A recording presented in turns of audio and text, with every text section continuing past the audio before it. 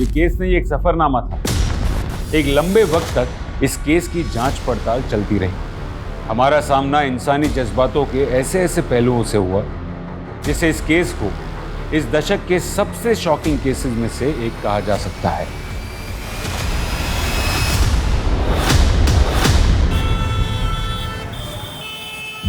लोगों की भीड़ में भी कई बार हम अकेले होते हैं।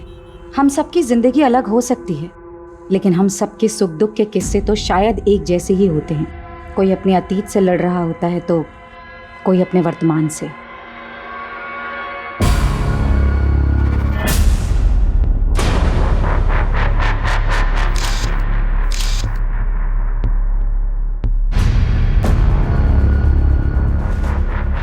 कहने को जिंदगी पल भर में नहीं बदलती, लेकिन कई बार जिंदगी का एक पल सब कुछ बदल देता है। विक्रम जी अंदर? हाँ जी अंदर है। ओके।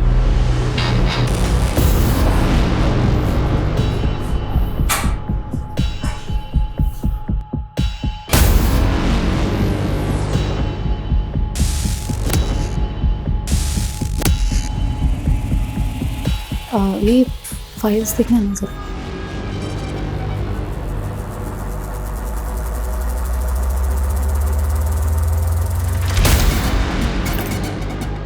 अरे आर यू ऑल राइट? जी ओके। जयंती क्या हुआ? Nothing sir. सर एक सेकेंड। सर वो आदमी कौन था? पहले कभी नहीं देखा। He is my friend. और मैंने तुम्हें देखा, तुम छुप कर हमें देख रही थी। आखिर ये चल क्या रहा है sir? Are you trying to spy on me? Yes, because Reema 3 दिन से ऑफिस नहीं आ रही है सर, और उसका फोन भी बंद आ रहा है। आखिरी बार तो आप ही के साथ थी ना? कहाँ है रीमा?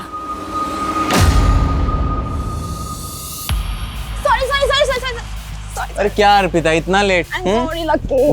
चल जल्दी कर, मूवी जाने के लिए लेट हो रहे हैं, जल्दी कर। मूवी? हाँ मूवी जाएंगे तो बहुत लेट हो जाएगा। मामा को क्या बहाना दूंगी? आज ट्यूसडे है ना, मंदिर का बोल दे। हाँ अर्पिता, मैं बस 15-20 मिनट में घर पहुंच रही हूँ बेटा, ठीक है? माँ मैं कोचिंग से घर नहीं आ रही हूँ। वो हाईवे वाला मंदिर है ना, वहाँ जा रही हूँ अपने फ्रेंड्स के साथ। अरे इतनी दूर जाने की क्या जरूरत थी? माँ एग्जाम के लिए मन्नत मांगी थी। मुझे बता देती ना बेटा, मैं साथ चल देती। माँ मन्नत बताने से पूरी थोड़ी होती है। ठीक है, संभाल के आना। भैया हाईवे वाले मंदिर पे चलो।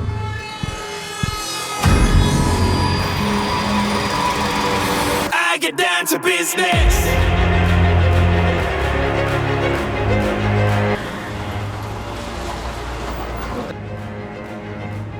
Number from call is currently not reachable. Please try again later. Thank you. ये लड़की ना,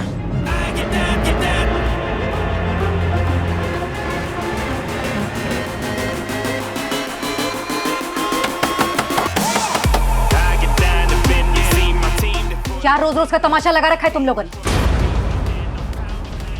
जब देखो तब लाउड म्यूजिक। आंटी आपको प्रॉब्लम क्या है? मेरे घर में कुछ भी करो, आपको क्या? जंगल में नहीं रह रहे हो, हाँ? कॉलोनी में रहते हो, और सिर्फ मैं नहीं, पूरी कॉलोनी डिस्टर्ब हो रही है तुम लोगों के इस लाउड म्यूजिक से। ये क्या है? लड़कियां बुला रखी हैं यहाँ पर। तुम लोग खड़े हो जाओ। क्या है? हाँ पता है माँ बाप को यहाँ पे तुम लोग क्या कर रहे हो इन लड़कों के साथ में? अरे इतना सा सोचा तुम लोगों ने? इन लड़कों ने अगर तुम लोगों का रेप कर दिया तो तुम्हारे माँ बाप की इज्जत का क्या होगा? आंटी बहुत हो गया, हद में रहिए आप। अच्छा मुझे ना मेरी हद मत बताओ अच्छी तरह। ड्रग्स? ये क्या है? तुम लोगों को पता है ना अच्छी तरीके से कि ड्रग्स लेना हमारे देश में गैर कानूनी है। बुलाऊं पुलिस को? करवाओ अंदर, दिखाओ अपनी हाथ। म्यूजिक कम करना, समझ में आ रही है बात? हेलो हाँ, किधर है तू? मैं तो कब के घर पहुँच गई हूँ। इनफैक्ट आप कहाँ हो?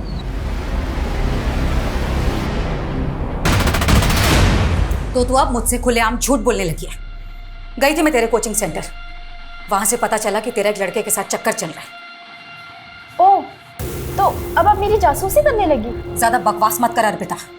एक तो झूठ बोलती है, ऊपर से मुझ पर इल्जाम लगा रही है। हाँ बोला झूठ, क्योंकि आप मुझे मेरी लाइफ जीने ही नहीं देती हो। हर बार पढ़ो पढ़ो पढ़ो, लेकिन अब इस उम्र में मैं अपने फ्रेंड्स के साथ घूमने नहीं जाऊंगी तो कब जाओगी? हाँ अर्पिता, लेकिन तू एक लड़के के साथ अकेली बाहर गई थी कि नहीं? बोल। हाँ गई थी, तो इसमें बुराई क्या है? बॉयफ्रेंड है वो मेरा, और ज्यादा रोक टोक की ना तो एक दिन उसके साथ भाग के चली जाऊंगी। दुनिया ठीक से देखी नहीं तूने। अर्पिता, मैं जानती हूँ कि हालातों में बड़ा किया तुझे, और आज तू शर्म नहीं आती तुझे? नहीं आती शर्म, क्योंकि बचपन से लेकर आज तक मैं बस आपकी पाबंदियां ही सहती आई हूँ, लेकिन अब और नहीं, ठीक है? अर्पिता, अर्पिता,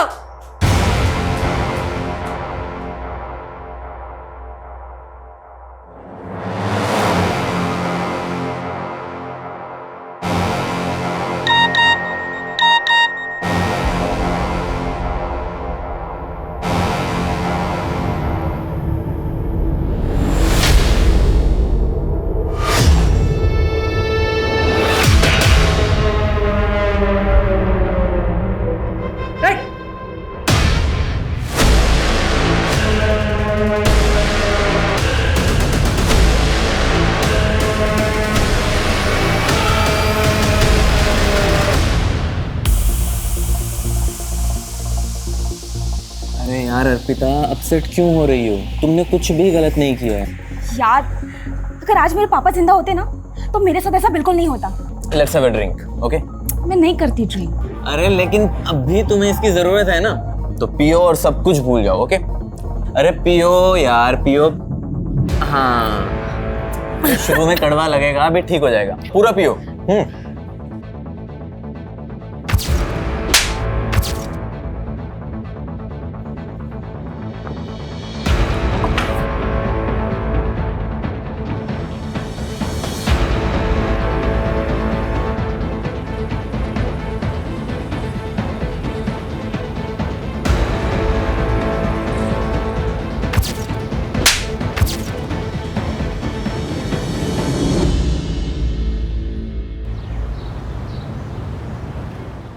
और फिर भालू ने कहा, मुझे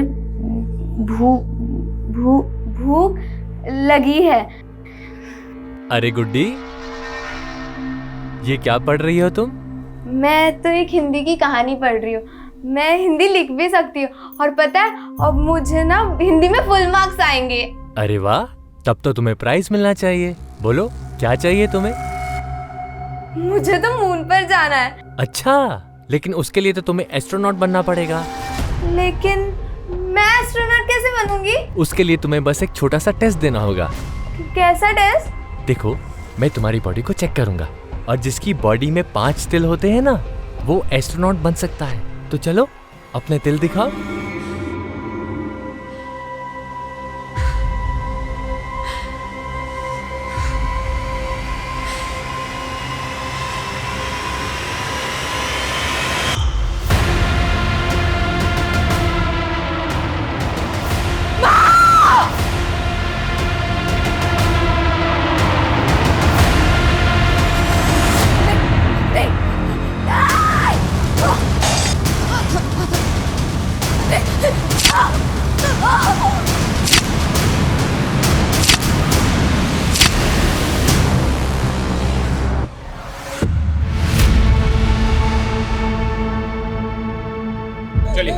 चलिए हटिए साइड पर हटो। चलो साइड।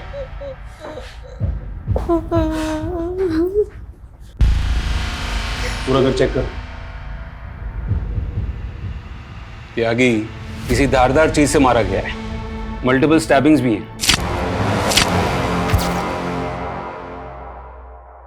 सर ये सब देखकर तो लग रहा है कि काफी स्ट्रगल हुआ है।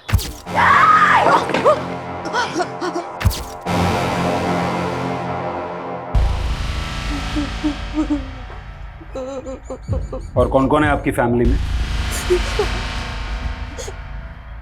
मेरे और मेरी मम्मी के अलावा और कोई नहीं।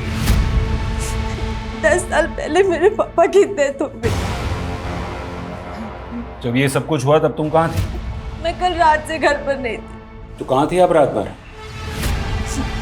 मैं पब गई थी, कौन सा पब? क्रिस्तो पब। लेकिन शहर के सारे पब तो 1:30 बजे बंद हो जाते हैं। उसके बाद आप सुबह तक कहाँ थी? मैं अपने फ्रेंड के घर गई थी। आपको क्या लगता है आपकी माँ को किसने मारा होगा? पता नहीं सर, मुझे कुछ पता नहीं, पर हाँ कल रात को मेरी मम्मा का पड़ोस के लड़कों के साथ झगड़ा हुआ था, क्योंकि वो पार्टी कर रहे थे इसलिए। अभी तो आपने कहा कि आप रात भर घर नहीं थी, फिर आपने ये सब कैसे देखा? क्योंकि मैं 10 बजे तक यही थी।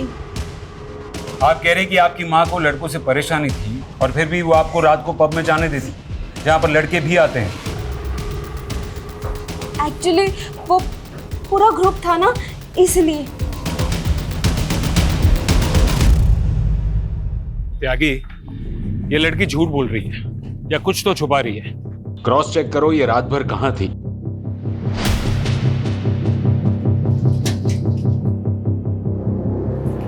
ये दोनों कहाँ हैं? पता नहीं सर, बहुत ही बिगड़े हुए लड़के हैं, दिन रात पार्टी करते थे। जयंती ने तो उनके मकान मालिक से भी शिकायत की थी कि वो घर खाली करा रहे। त्यागी, वो मकान मालिक से इन लड़कों का नंबर निकालो। नहीं सर, घर में कहीं भी जयंती का फोन नहीं मिला, लेकिन ये लैपटॉप बैग मिला है। अर्पिता, तुम्हारी माँ का फोन कहाँ है? मुझे इस बारे में कुछ नहीं पता। कविता, तो क्या खूनी ने जानबूझकर जयंती का फोन गायब किया? इसका मतलब है फोन में जरूर कुछ ना कुछ है जो हमें खूनी तक ले जा सकता है।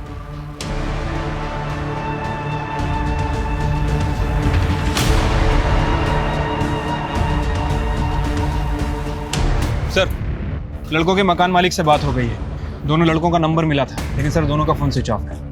क्या ये हो सकता है कि वो दोनों खून करके गायब हो गए? चलो घर के अंदर घुसते हैं।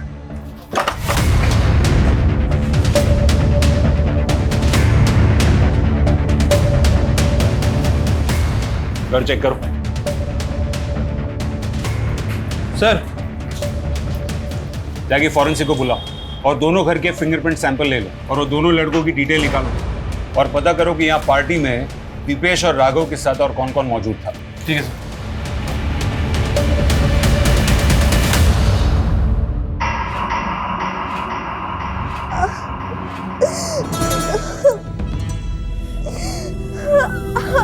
तुम्हारी बॉडी पर 5 तिल हैं। तुम पक्का एस्ट्रोनॉट बनोगी। हम रॉकेट में बैठेंगे। रॉकेट देखना है तुम्हें? गुड्डी, सो रही है बेटा? क्या हुआ? मुझे माँ की याद आ रही है, मुझे उनके पास जाना है। लेकिन गुड्डी, माँ तेरा ध्यान नहीं रख सकती, इसलिए मैं हूं ना, तेरी बड़ी बहन, तेरी माँ। क्या हुआ गुड्डी? पेट क्यों पकड़ रखा है? मेरा पेट दर्द हो रहा है। स्कूल में इसने जरूर कुछ उल्टा सीधा खाया होगा, पक्की बात है। आपको कैसे पता? आप तो ऑफिस से अभी आ रहे हैं ना? अरे पागल हो क्या तुम? इसमें पता करने वाली क्या बात है? एक नंबर की चटोरी है ये। स्कूल के बाहर ना इसने जरूर कुछ खाया होगा, पूछो इससे। गुड्डी खाया है कि नहीं?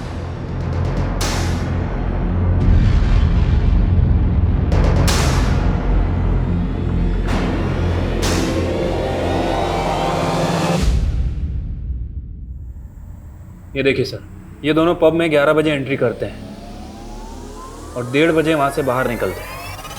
ये लड़की जो नशे में धुत है, ठीक से चल भी नहीं पा रही। Right sir.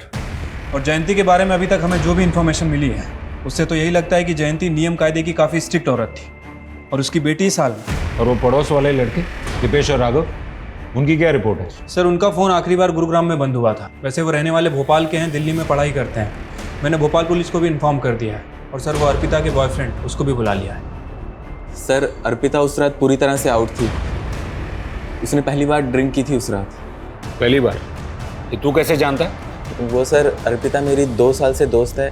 उसने आज से पहले कभी भी ड्रिंक नहीं किया। और पहली बार उसी रात को पी जिस रात उसकी माँ का मर्डर हुआ? जी सर, वो थोड़ा अपसेट थी। किस बात को लेकर? सर, वो तो मुझे नहीं पता, लेकिन वो बहुत गिल्ट महसूस कर रही थी कि वो उस हालत में घर जाकर अपनी माँ को फेस कैसे करेगी। इसलिए वो पूरी रात मेरे साथ मेरे घर पर ही थी। सुबह होते ही वो चली गई। आप चाहें तो आप चेक कर सकते हैं। वो तो हम चेक कर ही लेंगे, और सुन, बिना परमिशन के शहर से बाहर नहीं जाना। चल।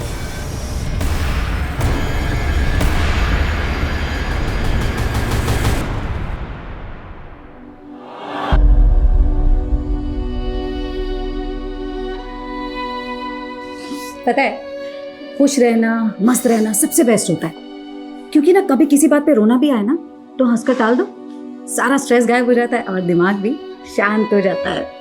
समझी?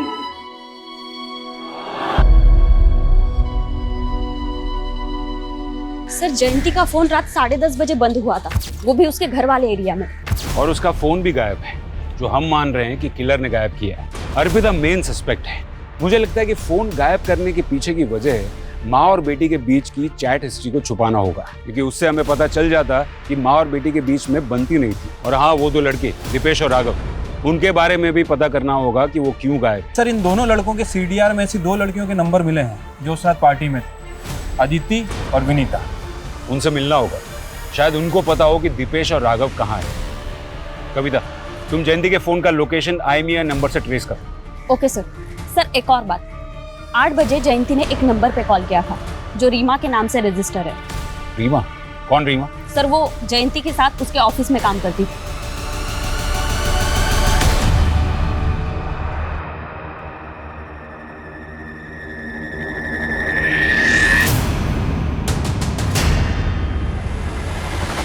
क्या है? कौन हो तुम?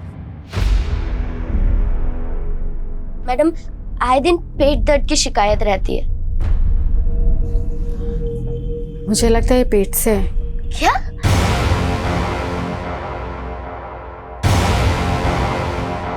Hi ma'am, I am Suraj Sharma. I am match maker ma'am. मैं लोगों की शादियां करवाता हूँ। तो मैं क्या करूँ?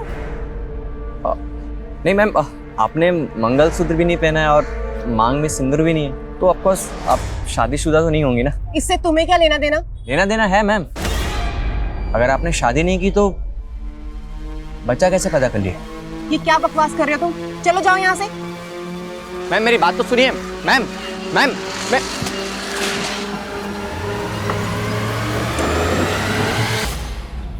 दीदी, ये पेट से क्या होता है?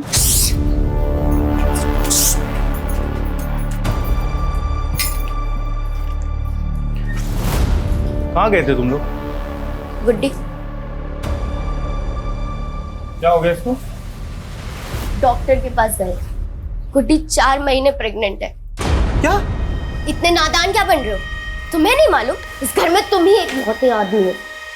सच सच बताओ, तुमने रेप किया ना मेरी बहन को? सोच भी कैसे सकती है तुम? मैं उस छोटी सी बच्ची के साथ ये सब करूंगा?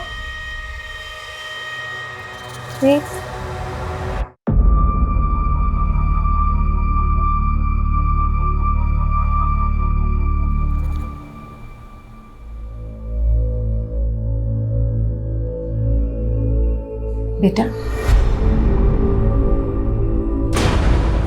10 सालों में मैंने हमेशा यही चाहा कि मैं तुझे तेरे पापा की कमी कभी ना महसूस होने दूं, और आज भी यही कोशिश करती आ रही हूं कि तुझे दुनिया की सारी खुशियां दूं।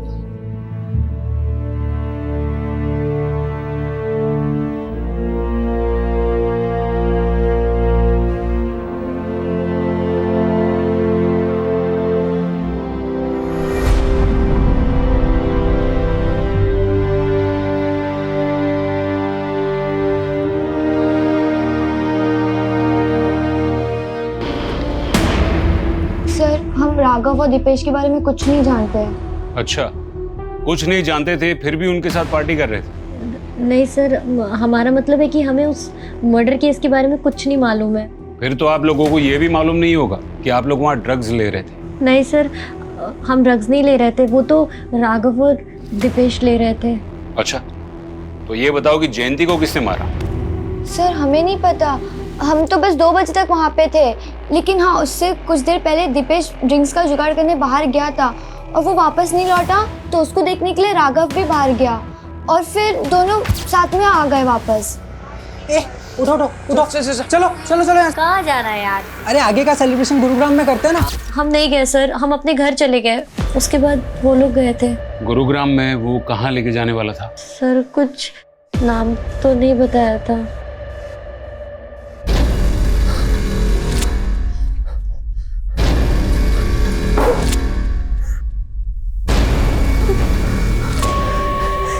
क्या चाहते हो तुम? क्यों लेकर आए हो मुझे यहाँ पर तुम? हाँ,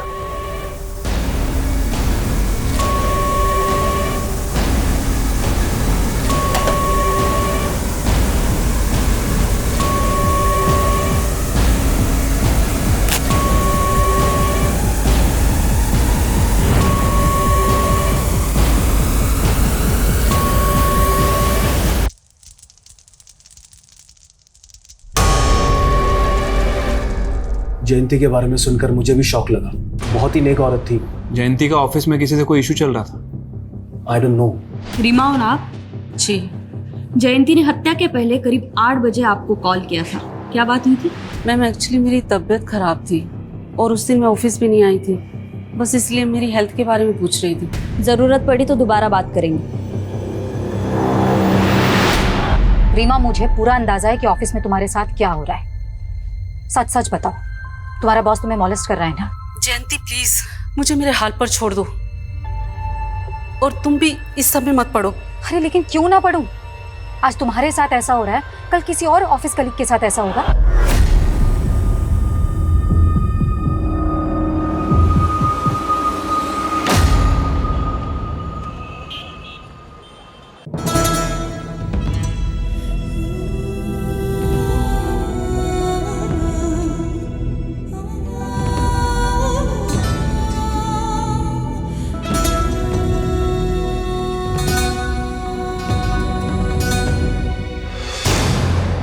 और तुम ज्यादा भोले मत बनो।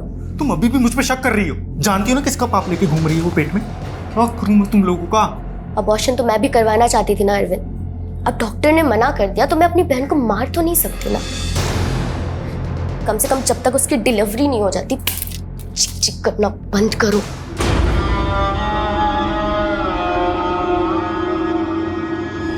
सर, जयंती की पोस्टमार्टम रिपोर्ट के हिसाब से उसकी मौत रात में 1 बजे से 3 बजे के बीच में हुई और जयंती का फोन रात को 10:30 बजे बंद हुआ था। इसका मतलब है मर्डर के काफी पहले उसका फोन बंद हुआ था या फिर गायब हुआ था। दीपेश और राघव के दोस्तों के स्टेटमेंट के हिसाब से दीपेश और राघव रात को 2 बजे बाहर से अंदर आए थे और सबको जाने के लिए कहा था। क्या वो दोनों ही खून करके आए थे? और सर दूसरी तरफ अर्पिता और लकी भी 1:30 बजे के करीब पब से निकल गए थे। शायद उन्होंने जयंती को मारा और फिर वो दोनों लकी के घर चले गए। सर, आपको लगता है कि जिस हालत में वो पब से निकले इस तरह से मर्डर कर सकते हैं? यागी, मुजरिम अगर शातिर होना तो हम वही देखेंगे जो वो हमें दिखाना चाहता है। अर्पिता का यूं पब से लड़खड़ाते हुए निकलना, ये पूरा का पूरा ड्रामा लकी और अर्पिता का हो सकता है ताकि उन पर किसी को शक न जाए। कविता, जयंती के घर से हमें लैपटॉप बैग मिला था, उसमें से कुछ मिला? हाँ सर, एक डायरी मिली है। लगता है जयंती अक्सर उसमें लिखा करती थी।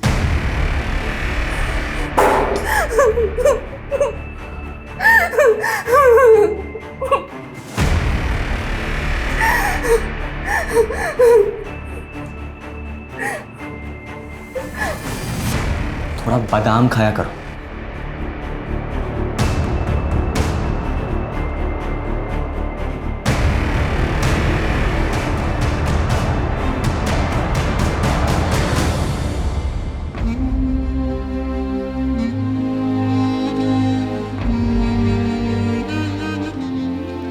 गुड्डी, ये लो दूध पी लो। नहीं दीदी, मुझे दूध नहीं पीना, उल्टी आती है मुझे। देखो, अब से तुम्हें अपना खाने पीने में ध्यान रखना होगा, ऐसे नहीं चलेगा बिल्कुल। ना ओह, तो खाना खाने से बच्चा हेल्दी होगा? कोई जरूरत नहीं है इस पाप के लिए ममता दिखाने की। तुझे मालूम भी है कि तुझे कितनी तकलीफ होगी? डिलीवरी के टाइम पर जान तक का खतरा होता है और मैं तुझे खोना नहीं चाहती गुड्डी। अरे दीदी, मुझे कुछ नहीं होगा। लेकिन दीदी, ये पाप क्या होता है? आप इस बच्चे को ऐसा क्यों कह रहे हो? मैंने तो पढ़ा था कि बच्चे भगवान का रूप होते हैं। मैंने अपनी ये हिंदी की किताब में पढ़ा था। तू भी तो बच्ची ही है, लेकिन भगवान को तेरे पे तो तरस नहीं आया। पर दीदी, मुझे जानना था कि बच्चा टमी से बाहर कैसे आएगा? जब बाहर आएगा तो पता चल जाएगा।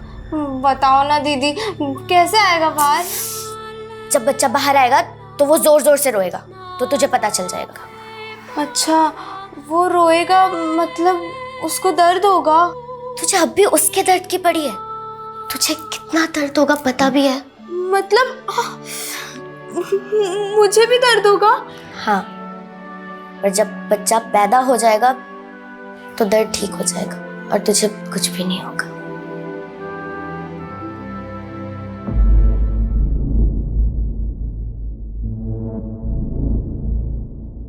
जब भी 25 जून आती है तो लगता है जैसे मेरे ऊपर एक बहुत बड़ा बोझ है जिसके तले दबी जा रही हूं। 10 साल पहले 25 जून को क्या हुआ था?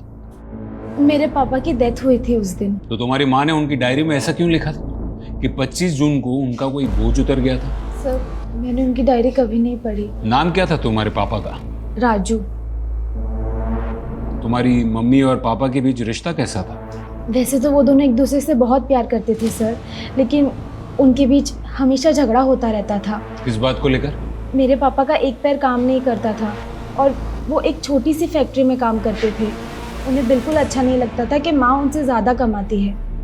उन्हें माँ से कॉम्प्लेक्स था। इसी फ्रस्ट्रेशन में उन्होंने शराब पीना शुरू कर दिया। लेकिन पापा बहुत अच्छे थे, माँ उन्हें समझ ही नहीं पाई। तुम्हारे पापा की डेथ कैसे हुई? हार्ट अटैक आया था उनको। तुम्हारे बाकी कोई रिश्तेदार नहीं दिखे? ना तुम्हारी मम्मी की तरफ से ना पापा की तरफ से? मेरी माँ की तरफ से कोई नहीं था सर। माँ एक लौती बेटी थी और मैंने अपने नाना नानी को कभी नहीं देखा। बहुत पहले उनकी डेथ हो गई थी। और पापा की तरफ से? मेरी दादी थी, पर जब मैं 7 साल की थी तभी उनकी डेथ हो गई और पापा का भी कोई भाई बहन नहीं था। सर, मुझे तो लग रहा है ये अर्पिता कोई भी बात सही से नहीं बता रही। शायद वो चाहती ही नहीं कि उसके रिश्तेदार सामने आए और वो उन दोनों माँ बेटी के खराब रिश्तों के बारे में बता के उस पर शक जताए। कविता, अगर उसके माँ बाप के कोई रिश्तेदार हैं भी तो उनका तो पता लग ही जाएगा। जयंती के सीडीआर रिपोर्ट में मौजूद हर एक नंबर की डिटेल निकालो। जयंती के सोशल मीडिया अकाउंट्स भी चेक करो। मैं ये जानना चाहता हूँ कि जयंती ने अपनी डायरी में ऐसा क्यों लिखा था कि 10 साल पहले उसके पति के मौत वाले दिन उसके सर का बोझ उतर गया था। क्या जयंती के पति की मौत के पीछे कोई राज छुपा था? राजू, छोड़ो मुझे, छोड़ो मुझे, राजू, राजू। अर्पिता, अर्पिता, तेरे पापा को अटैक आया। मैं डॉक्टर को लेके आती हूँ। हाँ, तू ध्यान रखना।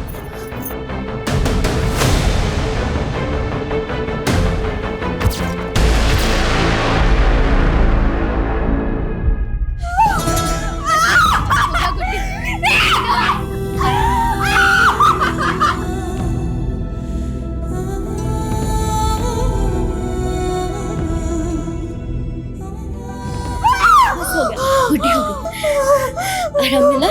हाँ बेटा, गुड्डी ठीक है? दीदी, बच्चे की रोने की आवाज क्यों नहीं आ रही?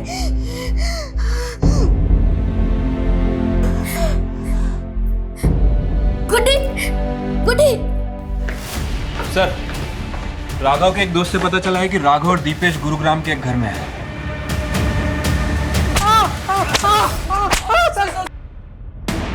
सर, हमने कुछ नहीं किया, हम कुछ नहीं जानते। कुछ नहीं जानते फिर भाग क्यों रहे थे? हम लोग ड्रग्स लेते थे और जयंती आंटी से झगड़ा भी हुआ था सर। उस रात पार्टी में रात को 2 बजे अचानक अपने बाकी दोस्तों को भगा दिया क्योंकि तुम दोनों मर्डर करना चाहते थे। नहीं सर, हमारा तो पहले से ही प्लान था 2 बजे निकलने का। लेकिन हाँ, 2-2:30 बजे जयंती आंटी की बेटी अर्पिता को हमने वहाँ पे देखा था सर। खुद को बचाने के लिए उनकी बेटी को फंसा रहे हो? हम लोग सच बोल रहे हैं सर। एक मिनट सुनिए, आपने अर्पिता को देखा? वो तो कल से नहीं दिखी। सर, अर्पिता के घर पे तो ताला लगा हुआ है। इसका मतलब है कि वो इन्वॉल्व है मर्डर में, इसलिए भाग गए। लकी कहाँ है? सर, लकी घर पे था, वर्मा उसे लेकर आ रहा है। झूठ बोलता। तूने कहा था कि तू उस रात अर्पिता को अपने घर पर लेकर गया था, लेकिन उसके पड़ोस में रहने वाले लड़कों ने अर्पिता को उसके घर पे जाते हुए देखा था। सर, वो लड़के झूठ बोल रहे हैं सर। सर, मुझे लगता है कि उन लड़कों ने ही अर्पिता को कहीं गायब किया है ताकि वो आपसे ये झूठ बोल सके। सर, आप मेरी बात पे यकीन कीजिए सर। त्यागी, ना तो हम ये दीपेश और राघव का भरोसा कर सकते हैं और ना ही लकी का। राइट सर, अर्पिता ही हमारी प्राइम सस्पेक्ट है, लेकिन अभी तक वो गायब है सर। ये अर्पिता का फोटो सर्कुलेट करो। ठीक है सर। सर वो जयंती का पीएम होने के बाद हमने सोचा था कि उसकी बॉडी किसी रिश्तेदार को हैंड ओवर कर देंगे, लेकिन सर उसकी बेटी प्राइम सस्पेक्ट निकली और कोई दूसरे रिश्तेदार का कुछ पता नहीं चल रहा है। तो क्या करें, मॉर्ग वालों को कहें अंतिम संस्कार करने के लिए। और कर भी क्या सकते, लेकिन त्यागी हमें जयंती के कातिल को जल्द से जल्द ढूंढना होगा, फिर चाहे वो उसकी बेटी हो या फिर कोई और। मैं बेटी हूँ, बीवी हूँ, बहू हूँ, माँ हूँ, लेकिन सबसे पहले मैं क्या थी और सबसे आखिर में मैं कौन हूँ?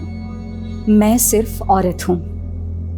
औरत होना मेरा स्वाभिमान है, और जब जब मेरे स्वाभिमान को ठेस लगी है मैंने खुद को संभाला है, क्योंकि मैं सहनशील भी हूँ।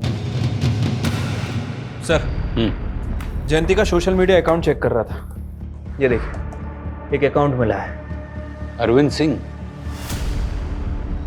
सर जयंती इस अकाउंट को काफ़ी फॉलो करती थी, इनफैक्ट इसके बहुत सारे पोस्ट को लाइक भी किया है। ये देखिए, मुझे लगता है कि इसका और जयंती का कोई कनेक्शन है, आगरा का ही रहने वाला है। बेचारी गुड्डी। गुड्डी? जी हाँ, हम जयंती को प्यार से गुड्डी ही बुलाते थे।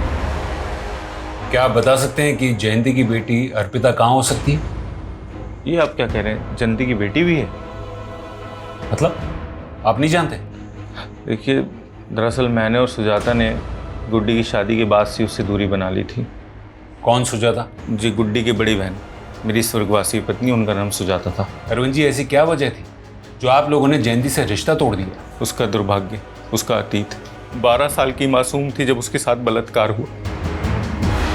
12 साल की उम्र में बलात्कार? कौन था वो? मुरादाबाद के बहुत रसूखदार लोगों के 2 बदमाश बेटे थे। मैं तुम्हारी बॉडी को चेक करूंगा, और जिसके बॉडी में 5 तिल होते हैं ना, वो एस्ट्रोनॉट बन सकता है। गुड्डी हमें बता भी नहीं पाई और ये सिलसिला महीनों तक चलता रहा।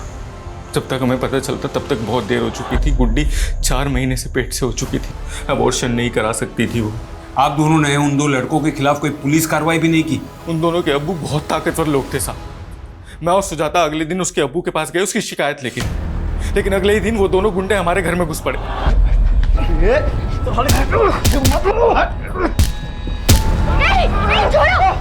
अगर पुलिस के पास जाने का सोचा भी ना, तो वो अंजाम होगा तुम लोग का जो तुम लोग सपनों में भी नहीं सोच सकते। रातों रात हम घर छोड़ के भाग गए और एक दूसरे शहर में किराए के मकान पे रहने लगे। वहीं पे गुड्डी ने एक बच्चे को जन्म दिया और फिर उसने वहीं पे शादी कर ली। लेकिन क्या मालूम सर, उसकी ज़िंदगी पे उसका अतीत भारी पड़ गया। मतलब आप ये कहना चाह रहे हैं कि उन्हीं 2 लड़कों ने जयंती का खून किया है जिन्होंने बचपन में उसका रेप किया था? रिजवान शेख नाम है उसका, दिल्ली में मशाल पार्टी का नेता है। और वो दूसरा है ना, परवेज अंसारी नाम है उसका। सर वो भी अभी दिल्ली में ही रह रहा है। आपके पास गुड्डी की बचपन की फोटो है? सब वो होगी तो सही, लेकिन एक बार मुझे ढूंढना पड़ेगा। Excuse me. हाँ कविता बोलो। सर जयंती के फोन का IMEI नंबर ट्रेस हुआ था। सर हमें वो फोन एक कचरा बिनने वाले के पास मिला।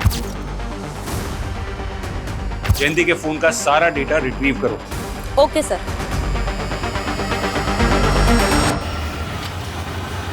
सर ये रिजवान शेख पॉलिटिकल लीडर है और Parvez Ansari income tax department में deputy director. Are you all right? Sir मान लेते हैं कि इन दोनों में से किसी ने कुछ किया है, तो फिर ये अर्पिता क्यों गायब है?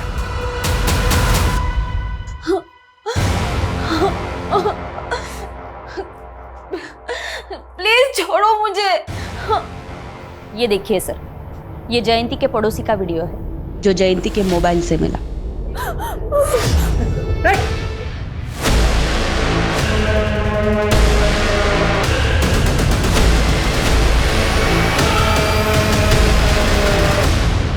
सर ये बात सच है कि मैं अपनी बीवी को कभी कभी मारता था, पर मैंने जयंती का खून नहीं किया सर। हाँ, जयंती का फोन मुझे मिला था, पर अगले दिन मुझे जैसे ही पता चला कि उसका मर्डर हो गया है, मैंने उसका फोन डस्टबिन में फेंक दिया था सर। ये टेढ़ी खीर है, आसानी से नहीं उगलेगा, तोड़ो इसको। ओके ठीक है। सर एक अजीब बात पता चली है, परवेज अंसारी जयंती के बॉस का भी दोस्त है। सर परवेज अंसारी को मैं सिर्फ 10 साल से जानता हूँ और आप मुझसे 28 साल पहले की बात कर रहे हैं। 28 साल पहले परवेज अंसारी और रिजवान शेख ने जयंती और गुड्डी नाम की लड़की का 12 साल की उम्र में रेप किया था, वो भी कई महीनों तक। इसको जानते हैं? नो।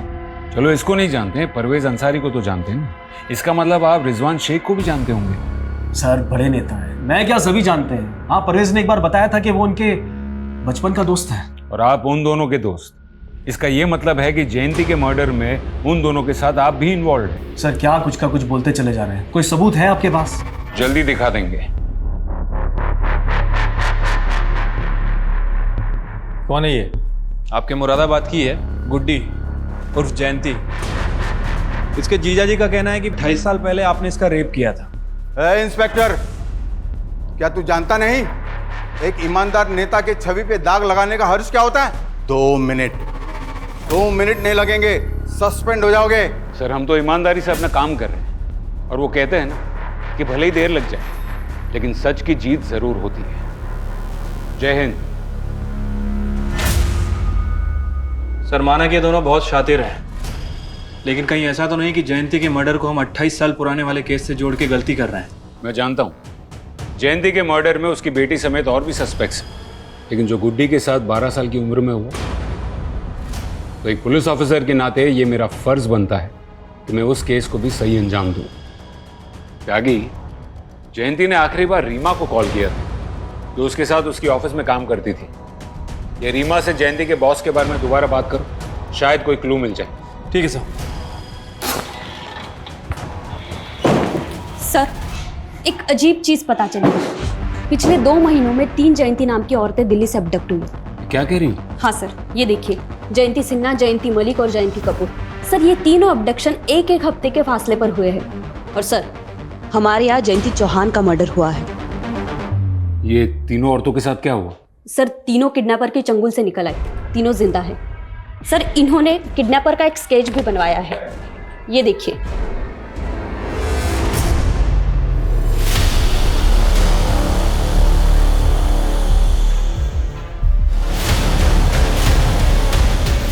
सर मुझे तो अभी तक ये समझ में नहीं आ रहा कि उसने मुझे किडनैप क्यों किया था।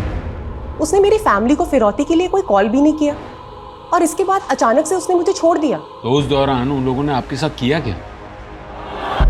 यही है क्या? नहीं, मुझे नहीं लगता। ये क्या कर रहे हो तुम? ये आपने चूड़ी पहचाना? एक बार आप याद करके देखो। क्या चूड़ियां दिखा रहा था? जी सर, छोटी बच्चियों की लाल चूड़ियां दिखा रहा था और बार बार बस यही पूछ रहा था कि क्या मैं उन लाल चूड़ियों को पहचानती हूँ।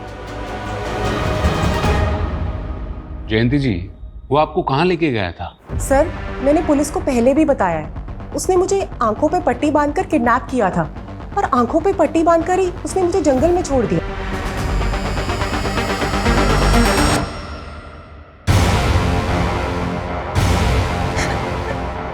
प्लीज मुझे छोड़ दो। तुझे तो मैं कभी नहीं छोड़ूंगा। ये तो गनीमत समझ कि तुझे अभी तक जिंदा छोड़ा हुआ है, लेकिन तेरी मौत तो पक्की है। सर मैंने जयंती नाम की बाकी की औरतों से भी बात की है। सर सभी का स्टेटमेंट पहली वाली जयंती से मैच कर रहा है। सर कहीं ऐसा तो नहीं कि वो कोई सुपारी किलर था जिसने जयंती को देखा ही नहीं था, लेकिन जब उसे असली जयंती मिली उसे आइडेंटिफाई किया और उसका मर्डर कर दिया। लेकिन फिर वो लाल चूड़ियां क्यों दिखा रहा था? वो भी बच्चियों की चूड़ियां?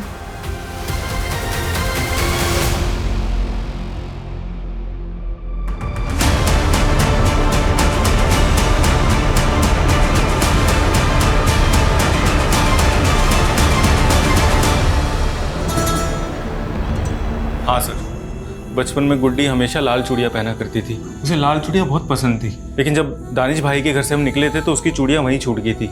कौन दानिश? सर दरअसल बच्चा पैदा होने के बाद मैं, सुजाता और गुड्डी हम तीनों फरीदाबाद में शिफ्ट हो गए थे। दानिश भाई के घर पे किराए पे रहने लगे थे। मेरे गोलू,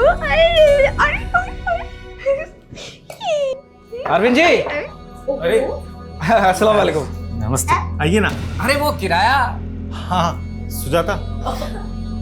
अरे कितना प्यारा बच्चा है, माशाल्लाह माशाल्लाह। ले ले ले ले। कितनी उम्र है बच्चे की? अभी 1 साल का हुआ है, मेरा बेटा है।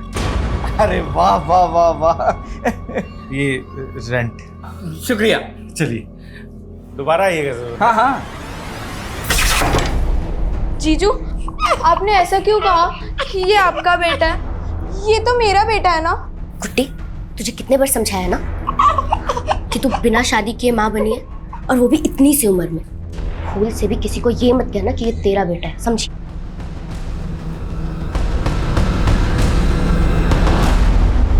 सर धीरे धीरे सबको पता चलने लगा और हमारा जीना बहुत मुश्किल हो गया, इसलिए हम उस बलात्कारी की संतान को वहां छोड़ के निकल गए। लेकिन दीदी, मेरा गोलू वो नहीं आएगा हमारे साथ। गुड्डी, गोलू की तबीयत खराब थी ना, तो वो मर गया। अगर हम गुड्डी से झूठ ना बोलते तो उस बच्चे का साया हर जगह हमारी बदनामी करवाता। कहाँ छोड़ा था बच्चे को? दानिश भाई के घर पे, जहाँ उसकी चूड़ियां छूटी थी।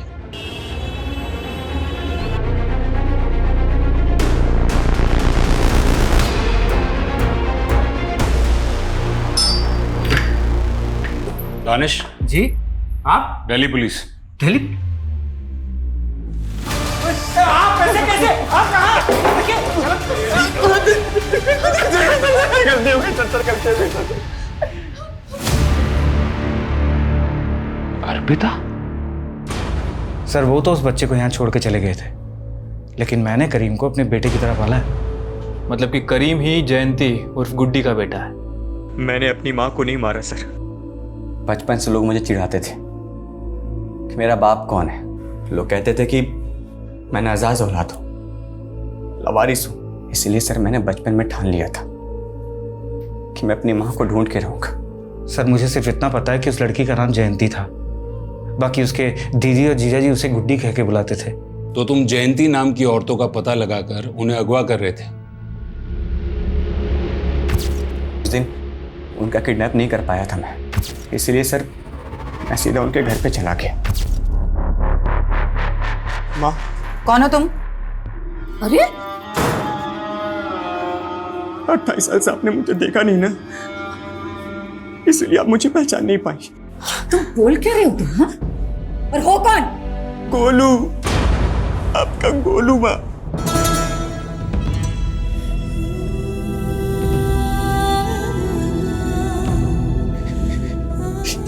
ये आपकी चूड़ी दानिश अबू ने दी है।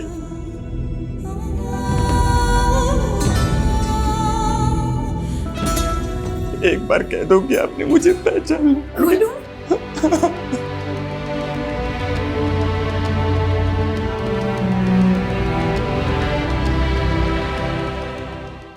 तो मारा क्यों? सर मैं क्यों मारूंगा, बल्कि उन्होंने तो मुझे अपना लिया था।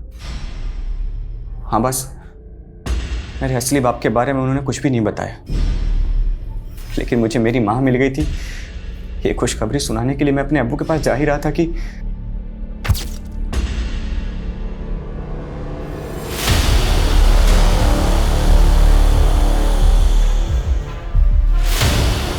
अर्पिता।